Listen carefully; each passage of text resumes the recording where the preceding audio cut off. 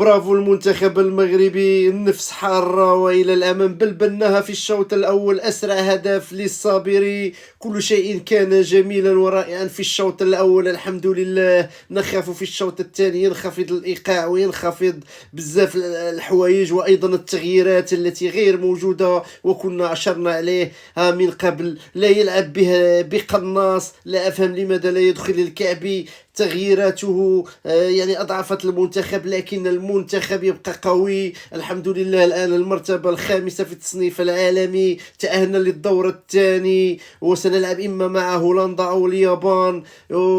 كرة جميلة رائعة. ديزا يلعب، أعطى تمريرات رائعة بالهدف السابق، وهذا الهدف كان رائعا.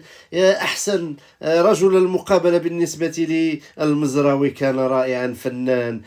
تبارك الله عليه، مقاتل شجاع. المنتخب المغربي أمام اسكتلندا للتاريخ دائما، انتصرنا والحمد لله، لكن انخفاض المستوى في الشوط الثاني يطرح علامة استفهام، لكن متواجدون ومع المقابلات. كنا خائفين عادي حتى لا يدخل علينا هدف، لكن يجب أن نبقى ونبحث عن هدف الثاني والثالث. هذه كأس العالم، نحب الانتصارات ونبلبلوها، وكل شيء خارج وكل شيء ناشط، وإن شاء الله تمشي نشاط حتى تحقيق الحلم وهو النصف نهاية، ومن بعد نشوفوا النهاية. المهم خصنا نحافظوا على الإيقاع. يخوفني وهبي، ولكن معليش نزيدوا لقدام الكرة والتيكي تاكا، ومازال يزيد يتحسن المستوى ونزيدوا إلى الأمام. التغييرات هي اللي تطرح علامة استفهام، خصوصا لما يعيا اللاعب أو يتصاب اللاعب، وهنا كان خاص حسن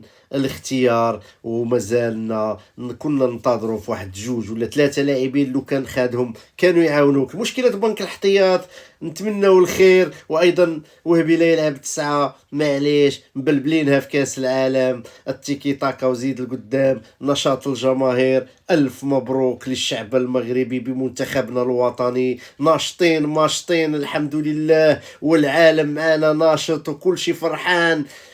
نتمنى إن شاء الله المقابلة الثالثة أيضا الانتصار، وتأهلنا الآن مضمون والحمد لله. الانتصار وإلى الأمام والكل فرحان. مبروك للمنتخب.